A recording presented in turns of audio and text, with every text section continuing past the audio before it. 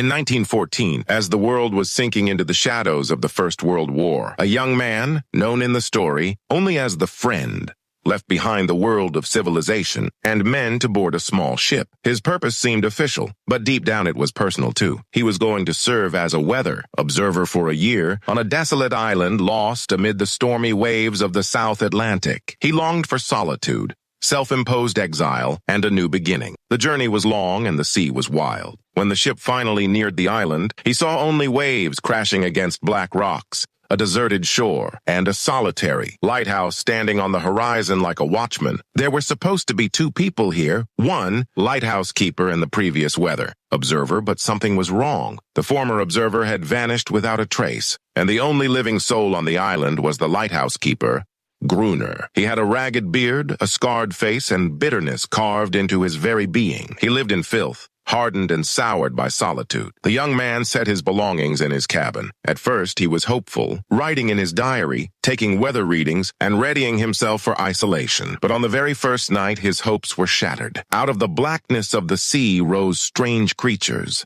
half human, half fish dwellers of the deep, with slick skin and large eyes that glowed faintly in the dark. They shrieked, crawled, and lunged swiftly toward the cabin. He barely escaped with his life, barricading himself inside as their claws and thunderous cries battered the walls. They attacked all night, retreating only when dawn broke. He realized this was no ordinary posting, but a place besieged every single night.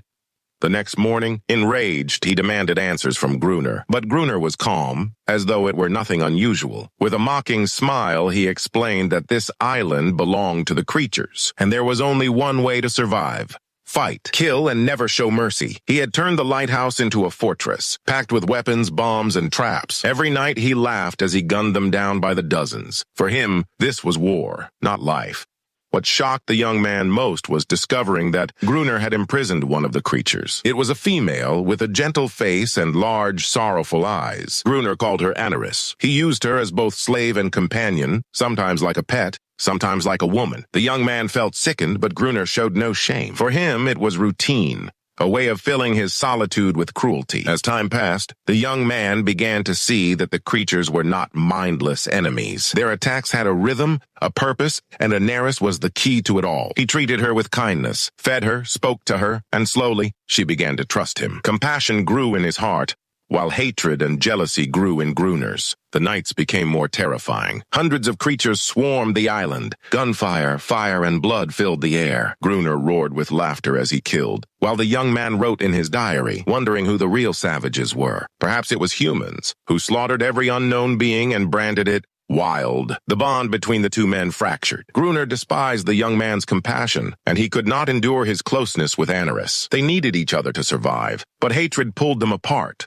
One clinging to blind rage, the other to fragile hope. One night, the assault was so fierce that the lighthouse nearly collapsed. Screams, fire, explosions, and the roaring sea blended into chaos. The young man realized Gruner's war would never end. The creatures were defending their home. They were not dying in vain. He saved Anaris and, for the first time, chose not to side with humans, but with the creatures. By now, Gruner was consumed by madness. Blinded by hate, he destroyed himself in the final attack, preferring death to the possibility of compassion. At last, he was torn apart by the very beings he had spent his life slaughtering. The young man survived. He no longer fought. He lived peacefully with Anaris. The creatures still came, but not as enemies. It was as if they recognized he was no longer a threat. He continued to watch the sea, take his weather notes, and became the keeper of the lighthouse. A year later, when the ship returned with a new young observer, he remained silent. He told him nothing of the truth. He did not leave, but with one difference. Just he had chosen compassion,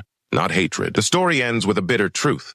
The real monsters often live in the human heart. Fear can turn a man into a beast, and sometimes the only way to survive is not through endless battle, but through understanding and compassion.